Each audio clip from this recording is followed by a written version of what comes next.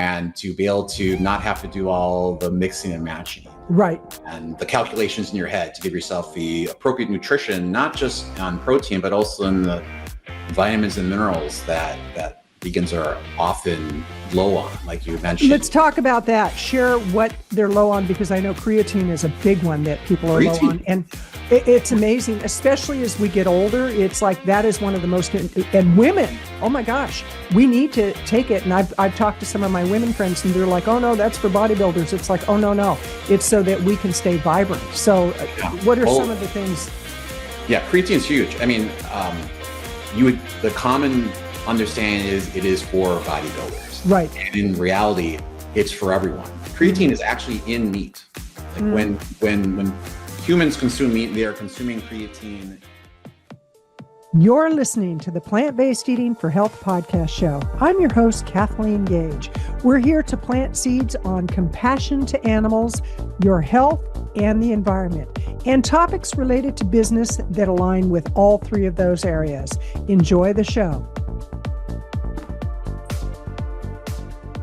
Well, I have to say, I am so excited today because this show is going to be all about me. I'm going to ask every question I, as a vegan, want to know about protein. And quite seriously, today I've got Anthony Boldin, who actually founded a company a while back that just recently released a new product that vegans need to know about. It's all about protein. And Anthony is an engineer by trade. Am I correct, Anthony? Classically trained as such. Okay, classically trained. Okay. And I understand there is a correlation between the left brain engineering and music. So we might talk about that. But you became vegan in 2020. And what I want to do is jump right into why you became vegan. And the number one question we as vegans always get: where do you get your protein? So let's talk about why you became vegan, when you became vegan, and the whole issue of protein, and what prompted you and really motivated you to create a vegan protein powder, because I've been taking it. So it's like, it's pretty good, right? Yeah, it's delicious. I like the vanilla better than the chocolate, which is interesting because I used to be a chocolate freak. And since going vegan, I don't do chocolate. And I tend to prefer the vanilla, but the chocolate is very tasty too. So with that, tell us about your vegan journey. Right on, Kathleen. It's a pleasure to be here. Thanks for having me. And it's really, boy, I don't think it was a real harsh line in the sand. It was kind of a slow decline from normal consumerism, course of many decades. First, it was removing some red meat, and then it was removing, poultry, and it was more along the lines I want to live a life where my values match my actions. And I would teach my children that we respect. We didn't step on the ants on the sidewalk. We would catch the mice that got in the house and let them go in the forest. We would feed the little creatures that came to our door instead of shooing them away. And additionally, for the planet, sustainability is important. It was really that really simple formula that was in my head. Okay, well, I believe these things, but my actions are not matching those. And so just made a decide to just go all in 2020. I've been, vegan since then. So, but that wasn't without complications. We all know how hard, being a vegan can be, and the questions we get and all the compromises we have to make, right? To a degree, I think it depends who you surround yourself with. And there's a lot of social pressure, and going to restaurants can be a challenge. I went to a restaurant recently where it was on the coast, and my sister-in-law was visiting. So we took a day out to the coast, looked at all the menus at the different restaurants, and found one that they had portobello mushroom burger. And so I ordered it, and I was really clear with the server. I said, I am vegan, no cheese, no dairy, no nothing. And they did air fried French fries. And I thought, okay, I'll have my little indulgence. And brings back the plate, and it's got Parmesan cheese on the fries. And I said, what's this? And she goes, oh my gosh, I'm so sorry. So I said, please change the whole plate. I just don't want that. And then she came back and she said, there is mayonnaise on the burger, but it is Vegan-A's. And I'm like, what? She goes, we decided a while ago to use Vegan-A's because people don't know the difference, and it's just healthier for people and the environment and all that. So with that being said, social pressure is real. Social pressure is real. I mean, my parents used to kind of mock me a little bit when I first went vegan.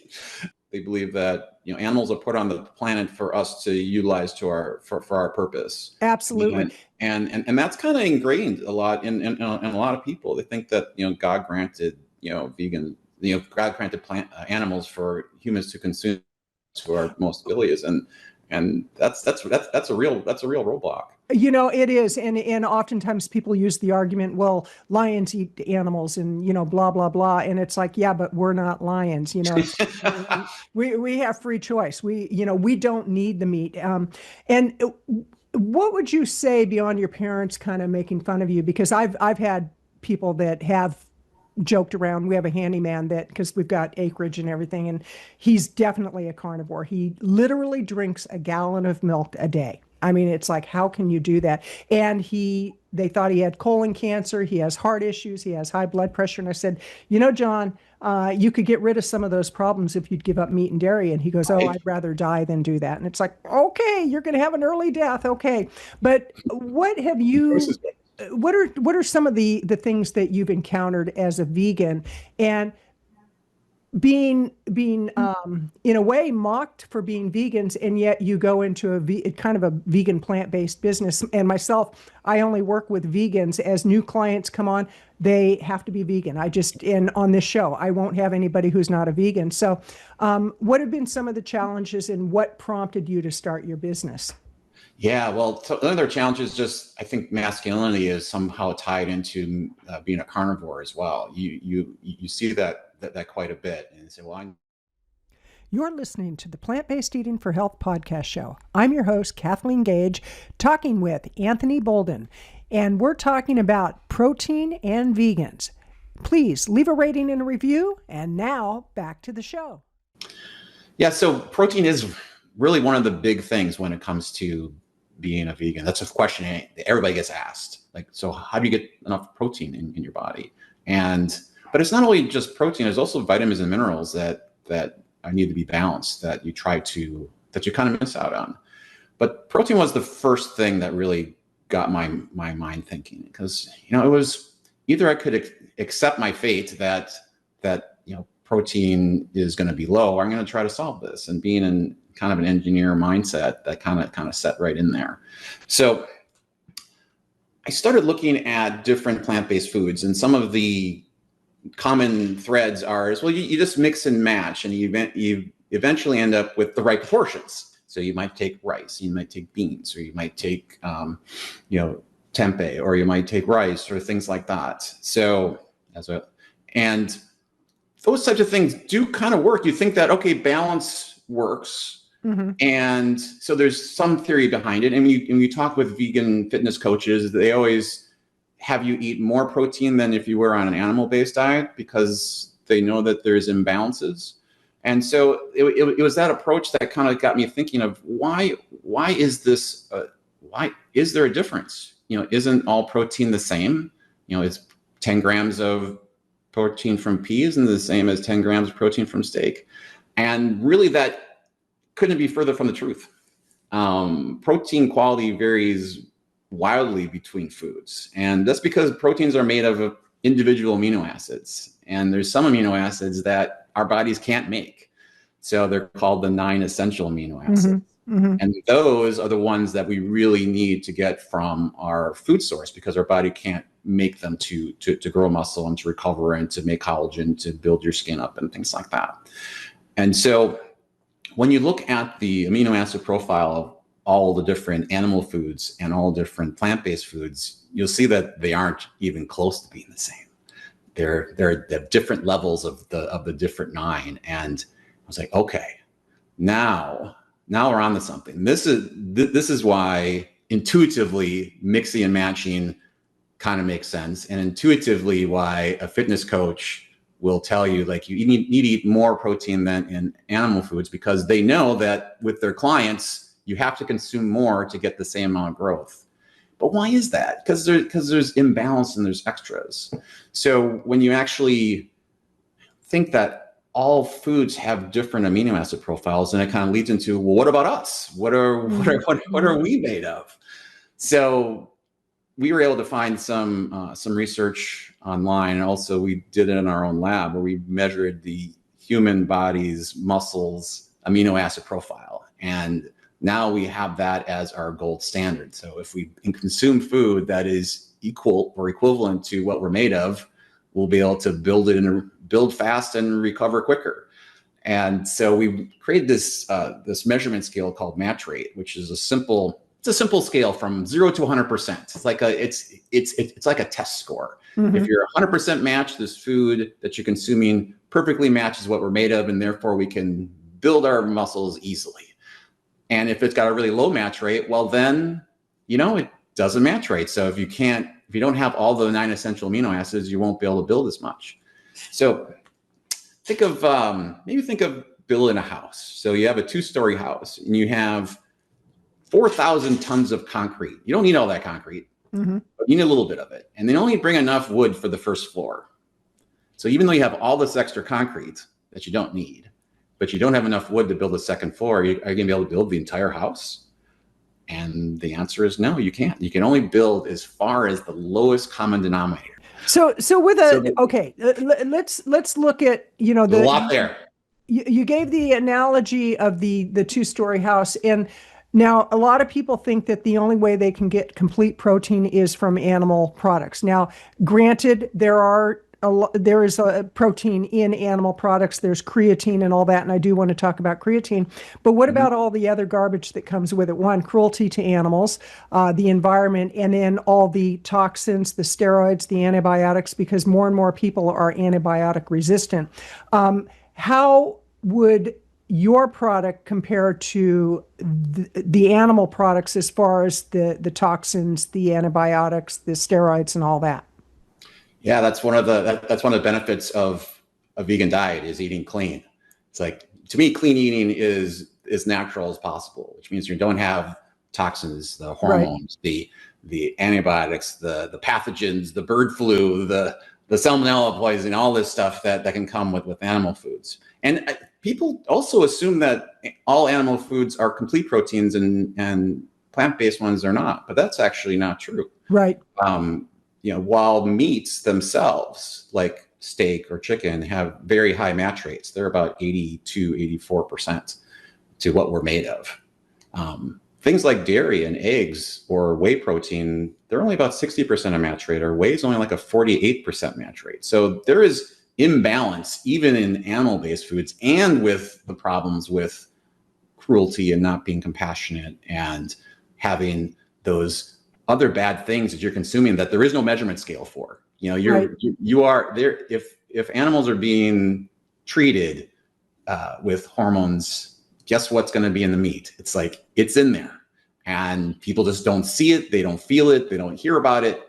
But you are consuming it. And so that's why when we were looking at creating our product, we want to not only match what we're made of, we want to exceed what animal products are, and we want to make sure it doesn't have any of the bad stuff. So by blending plants, you can avoid all of the bad things and have a protein profile that has all the good.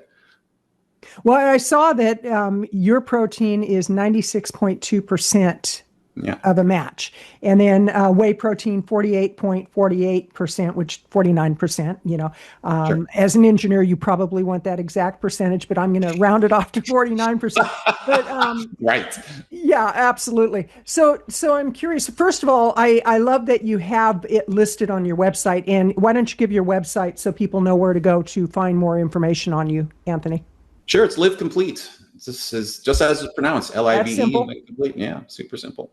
Okay, we'll put that in the show notes. And now, I would assume a lot of bodybuilders would be interested in the protein because it's a very complete protein. What about non-bodybuilders as vegans, because I actually still work out. I started in my 30s and I'm 71. So I started a long, long time ago when there were a lot of crazy beliefs. I used to, this is so gross, but I used to blend up tuna fish and just drink tuna fish because I thought I was getting a lot of good protein. And Wow. I've been vegan since 2018, and it's like, oh, those poor tuna. What I did. know. Well, at least you confess now if it's off your chest. Yeah, well, it's like there's a lot I have to confess with as much of a meat eater as I was. And, and that's always the interesting thing when people say, oh, you vegans just don't like meat. And why do you try to make your food look like meat if you don't like? And it's like, it's not that we didn't like the flavor. It's what we didn't like what it was doing to the animals. But who would your protein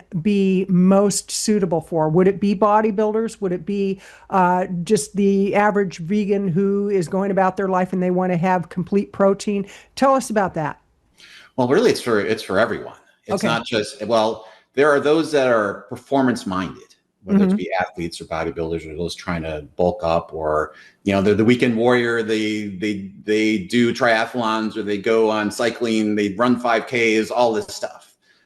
So for an athlete-minded focus, having a really high match rate protein that matches what we are will allow them to recover a lot faster, allow them to build muscle a lot faster. But also for regular people that don't have that level of intensity when it comes to performance, right? Live in your daily life. You need to have protein in your body at all ages, from young children through our middle ages to seniors and everything in between. And when you have a protein that's matched to what you are, you're being more efficient, right? And a lot of people are concerned about maintaining their weight, staying lean, feeling healthy, and not putting too much weight for their joints when they're walking around. So when you have a high match rate, it means that you're using it efficiently. But if you have a low match rate product, what happens to that extra amino acids that are floating around? Right. They get metabolized. They get metabolized by your liver, and they get turned into sugars and typically stored as fat.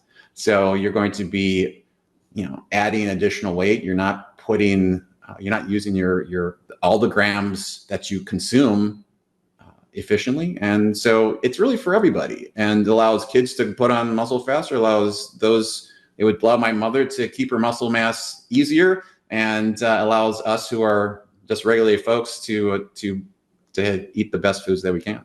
So how does protein impact the brain? And because I know that inflammation is one of the number one causes of dementia, and it's now considered type 3 diabetes because of the inflammation.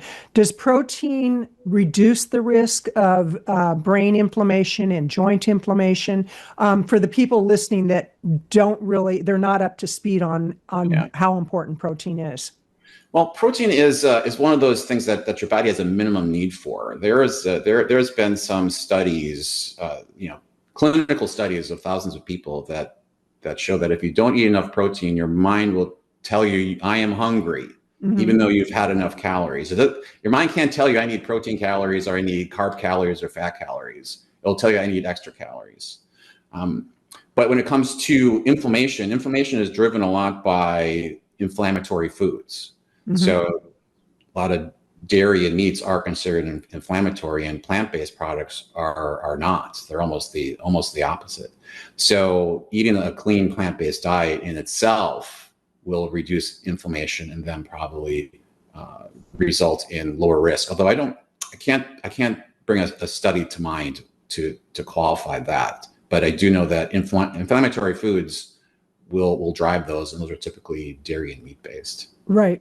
Or the ultra processed foods. And it's interesting because earlier today I saw a post on Facebook that Beyond Meat is filing for bankruptcy, and all these carnivores were like, yay, we didn't like that plant-based meat anyway. And I did a little research on it, and only 3.5% of the people that ate Beyond Meat were vegans, identified as vegans. The rest were carnivores. And I thought, so I posted that, of course. I had to dig in a little bit. But when you say a clean plant-based diet, what are you referring to?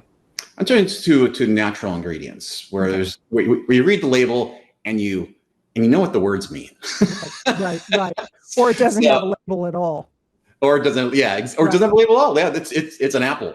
You don't have to label that as an apple. What a concept. Yeah, that is one of. I mean, you brought up Beyond Meat, and I've watched them for quite some time, and if you do read their comments from their consumers, a lot of them are based off, well, I don't know what's in it, I don't understand the ingredient, it's all fake, I want real food. Mm-hmm. And so that aligns really closely to what we're talking about here. Clean ingredients, things that can replicate the real thing. And that's what, if you look at the main drivers that's the barrier between normal consumerism and veganism. And there are really 4 key things. Number 1 is actually nutritional equivalence. You want to make sure that they get the vitamins and minerals that they want to put in their body. That is the number 1 item. Now, other people say it's taste and texture or it's cost, but all of our research from surveying thousands of people as nutritional equivalence is the number 1 item. They don't want to compromise, because what they put in their body is most important. Now, they also want it to taste great and have good texture, so it can't be weird. And the third thing has to be a reasonable price. So if you can do all those 4 tenets, then you can be a successful vegan company that can cross the line over towards those who live a omnivore or carnivore diet. And that's really our ultimate goal, is to not just think of what is best for vegan living, but also what is best for everybody. So people can make a choice. I just want to eat the food that's best for me, what's best for my body, what's best for my kids, what's best for the planet. And I don't have to compromise anything. If I don't have to give up taste or texture or price or nutrients, then the answer becomes almost not why would I not try it, but almost like, why not try it? And that, I believe, is where the Holy Grail will be, where we kind of really reach the masses, and that's our long-term goal. Yeah, well, and it's interesting because I have to say, every time I go to the grocery store, and I don't care what grocery store it is, it can be, a discount store where you bag your own groceries, it can be a high-end Whole Foods grocery store. What I'm noticing are more and more unhealthy people, and especially children. It's like it's sad to think what's happening to kids. Yeah, it is, and the saddest part is that people are putting in their carts things that say heart healthy or lots of protein and all that, and it's an ultra processed food. What is your mission as it aligns with educating people about children and their health, leading into, if you will, senior citizens? And I'm classified as elderly now, which blows me away. What? That's ridiculous. I'm serious. It's like after the age of 65, they start calling you elderly. It's like, oh, get out of here. Let's go to the gym and I'll show you who's elderly. But quite seriously, I do see a lot of people my age that it pains me to think that they've resigned themselves to the fact that there's nothing they can do, and there is something they can do. It's like when I went through the passing of both my parents. This was 13 and 15 years ago. I actually did a lot of comfort eating. I was not vegan at the time, gained a boatload of weight, didn't exercise, and I was by my parents' bedside nonstop. It just was crazy. But I look back on that, and I started buying into the fact that, well, this is how life is. I'm getting older, yada, yada. And I think I was 55 when it was around 55 or 57 when one day I woke up and it's like, what am I doing to myself? This is not okay. And so it was at that point I started making some changes, because I've gone through different things. I did it with smoking, did it with drinking 43 years ago. It's like, what am I doing? And so what can you say to the people who feel like their kids have no choice but to become obese, or because a lot of parents have resigned, or ADHD, autism? I mean, we're going deeper than maybe you thought we were going to go, but all of these are real issues to me. I mean, I was talking to a friend of mine in the UK today who I said, it feels like I've got a bigger mission than what I'm even doing. I need to be a mouthpiece for those people who just don't know. So for kids, What can parents do leading up into the senior age group of 70, 80, 90, and beyond? Well, yeah, I think you hit a good point. I mean, I wasn't prepared for the deep philosophical discussion, but as a parent, I raised my kids and struggled against the sugary sweetness Mm-hmm. that's out there. And I have my parents, and they struggle with their health, exactly what you're talking about. So I think this is a pretty common thread that is systematic within our entire lives here in the United States. Mm-hmm. I think the key thing that I try to drive home with anybody that I talk to is that first of all, it's never too late. It's never too late to get healthier, and you will immediately or near immediately feel better as you eat healthier and as you increase some exercise. It is counterintuitive to our bodies that sometimes when we feel pain or discomfort, we stop. Mm-hmm. And you really just got to go through, because that's how you get stronger. You get stronger because of the discomfort that you're feeling. And so we've been trained that we don't want to feel discomfort, and therefore we try to bypass it. But when it comes to like kids, my boys, it was really hard to get protein into them or to get them to eat the right vitamins and minerals. So you have to lead by example. We have meals together. We try to have sugary treats and snacks as either rewards or special occurrences. Mm-hmm. Boy, I remember the way my mother used to teach me. I couldn't even touch dessert until my carrots were eaten.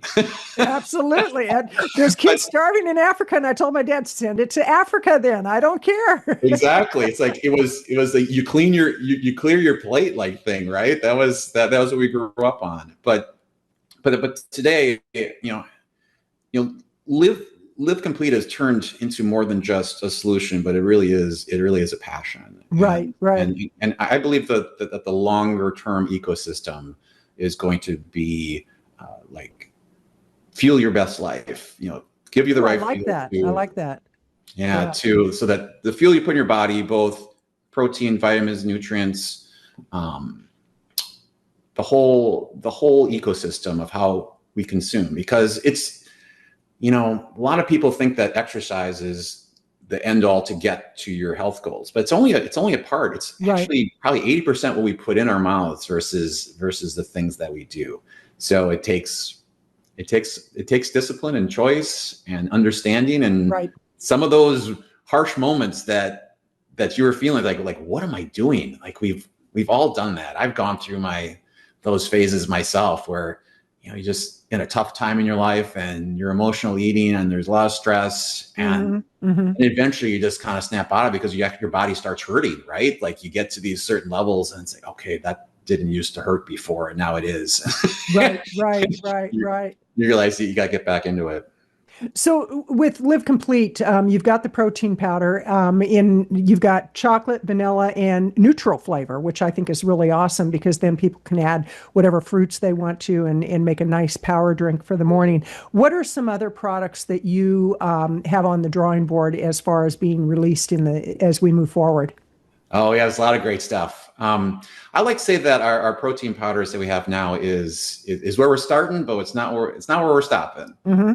The goal is to make plant-based living easy and to be able to not have to do all the mixing and matching, right, and the calculations in your head to give yourself the appropriate nutrition, not just on protein, but also in the vitamins and minerals that vegans are often low on, like you mentioned. Let's talk about that. Share what they're low on, because I know creatine is a big one that people are low on. And it's amazing, especially as we get older. It's like that is one of the most, and women, oh my gosh, we need to take it. And I've talked to some of my women friends and they're like, oh no, that's for bodybuilders. It's like, oh no, it's so that we can stay vibrant. So what are some of the things?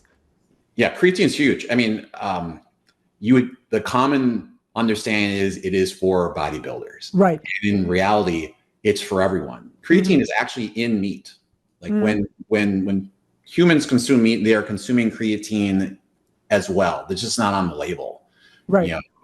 But it is a compound that you consume. So people that are omnivores or carnivores, they're getting a certain level of creatine in their body, and vegans are missing it completely. And not only does it help you build muscle, but it also helps with mental focus as well, and brain health. There are new studies that have been out that show that even as high a dose as 20 grams a day gives you additional mental focus and energy, in addition to building, making sure your muscles are strong. Now, there is what some people call as a drawback, is that if you have not been eating very much meat, or you are in this bulking up phase where like you start having creatine for a little bit, your body weight will rise. And a lot of people look at that scale, it's like, I don't want to go up 3 to 5 pounds. Right. But the great thing about creatine is that it gets absorbed into your muscles, so that it's not putting fat around your stomach or other places you don't want it. It's actually going into your muscle fibers so that your muscles get a little bigger. So you actually have you get a better physique out of it. So it really isn't bad weight, but I tell you, when you go from nothing and you put it on there and you're trying to maintain, and you watch the scale going up, and you get worried. You say, okay, I don't know if I like this. Right. But if you look at yourself in the mirror objectively, it's actually going in the right spots, and because it's going into your skeletal tissue, and it's going in. And I think what a lot of people are missing is that I want to do a study on scales, because we are so chained. I haven't been on a scale in, I don't even know how long, months. I just don't be on scales. And it's not because I'm afraid of the scale. It's actually because I know that the scale can be very misleading. I have a lot of muscle mass. For a woman my age, I have a lot of muscle mass. And I walk daily, I hike, I bike, I go to the gym, and I'm very active. And I've had people say, how do you stay so active? It's like, I stay active because I stay active. But a lot of times muscle mass, and we're a very under-muscled society, but muscle mass, you and I know, it weighs more than fat does. And so as the scale starts changing, it could go up, but it doesn't mean that you're getting fatter. It means that you're probably getting healthier. So I think that there has to be some dialogue around that for people to understand that they've been misguided on what weight really means. And it's a matter of how much muscle do you have, what's your BMI, all of that really plays into it. But for the average person, it's just they want to feel good and they want to look good, and protein can help them with that. Now, what about amino acids? I know that your protein does have amino acids in it, correct? Oh, sure. Yeah, absolutely. All proteins have them. We have them in the perfect balance, for almost perfect balance, for the essential amino acids. So, okay. Talk about the essential, and that our body doesn't produce those. There's 9 essential, if I believe. Yeah, there's 9 essential amino acids, and they have different functions. Some of them are hormonal control, some of them are for muscle building, some of them are for muscle building activation. So there's just those ones that your body can't make, so you have to consume them. And they come from everything. They come from plants, animals, fruits, vegetables. They all have them in there. So the key part of the amino acids is to make sure that they're balanced. And there's nothing on the label that will tell you that it's balanced or not. And either you got to look it up in a government food database, or you have to have a lab at home that runs an HPLC machine that you can look at the chemistry. So there is no information to consumers about what amino acids are in balance and which ones are not. Right. And so we're trying to create this gauge called match rate, which will tell us if they are in balance or not. And so one of the projects which we're working on is to create this scale, and so you can scan any or put in any food into an app, perhaps, and it'll say, hey, okay, this food or this item, what type of match rate do you have, and what's a good match of a product that could balance it properly. So making plant-based living easy hopefully isn't just about our product. It's about helping people make it. Right. And people need a lot of help nowadays. I mean that sincerely, and I don't want people to think I'm judging because I've been there, done that. I've been where I've been a couch potato, just didn't have the energy to do anything. And, now I can't even imagine living like that. But a lot of it is, like you said earlier, it's the choices we make. Now, in your business, you released the product in June of 2025. So it's a new product to the market. Yeah. What do you do for your business to market because one of the things I'm a marketer and that's what I do. I thought I was going to become a nutritionist when I went vegan. And it's like, nah, I don't have the patience for that. I'll just stick to marketing. But what do you do in your, it's like, just don't eat that. And I'm not a very good coach when it comes to nutrition, but what do you do to get the word out about your company, about your mission and all of that, besides being on podcast shows? Well, being on podcasts is one of them because it's informal, it's educational, it's, helping people learn about things that they haven't heard of before. Because we have been kind of trained that all protein is the same, right? And that creatine is for muscle builders, and metabolism is driven by what foods you eat, when it's really, really driven by how much muscle mass you have, and all these myths that are floating around. Podcasts and interviews are a fabulous method to just help people in general. But when you're looking at marketing a consumer product, there's the retail chains and there is online business. And so we are currently looking to get into retail chains. It's a very, very long journey to be able to be on store shelves. Right. Because they only recategorize or rebuild the shelf like once a year. And because if you go, let's say you go into a Whole Foods, you have this section, they don't reorganize the shelf every week. Right. It is what it is for a long period of time. And so there's different categories within a store that they revisit maybe twice a year, maybe once a year. And then you get brought up against all of the other products that are people that want to be on the shelf, and and they should just like have us go in the ring and duke it out. But there is evaluation processes for all those. So we do have an in-store strategy that we're just starting. We've only been in existence for actual sale for a couple months. So it takes a while to get there. In the interim, it's through our website, it's through Amazon, it's through TikTok. It's getting the word out on social channels, and through some good old fashioned paid advertising with Google and Meta and those who we get. It is the digital economy. And absolutely. Well, out of all the social media platforms, which one do you find for you works the best? Well, I think on advertising wise, they are all overly expensive.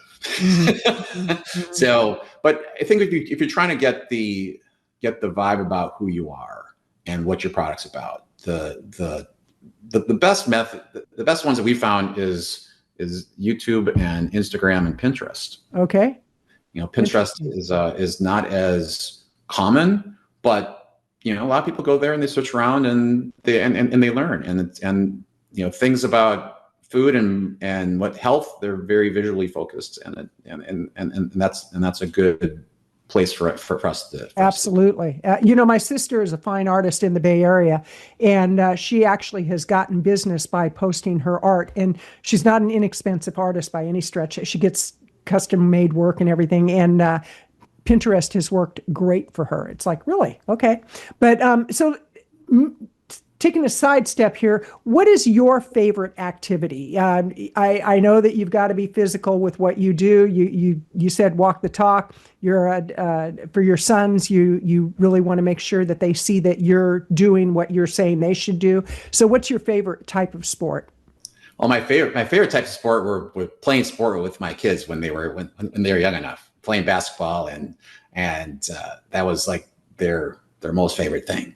So I used to play basketball with them all the time. But myself, I go to the gym all the time. I do rock climbing, mountaineering, and wow. Yeah. Okay. So I like to get to the top of mountains. It's exhilarating. And then I also do kickboxing. So kickboxing is a really good HIIT or HIIT workout where you have rounds where you're going as hard as you can and you get a 30 or 60 second break. Now I'm not doing UFC or anything. Right. but you're with a trainer and you do bag work and they train you like you are a fighter.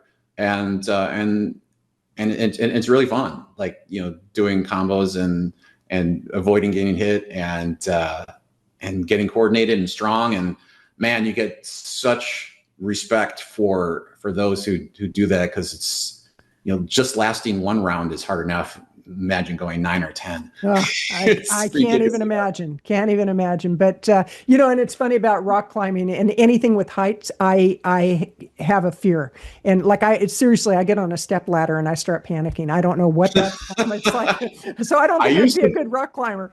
I used to be that way. So I did it on purpose. Like I did it because it was like, I was afraid of heights when I was a kid. Oh my gosh. And it's like, okay, well, the only way you get afraid of heights is to get on up there. So, and now I love it. So that's amazing. That's amazing. So, in closing, what are your final thoughts for people? And is there anything I should have asked you that I haven't asked you? Boy, I really, there's nothing that you should have asked, but I think there's just one maybe really good moral of the story that we have here, is that learning about what's best for your body is a lifelong journey. So whether it's about proteins or vitamins and minerals or clean environment or what's best for animals or what's best for the planet, you need to adjust your behaviors and learn from around you every year, every day, and make yourself better. So if you have a life journey to have the best health, you'll have the best life.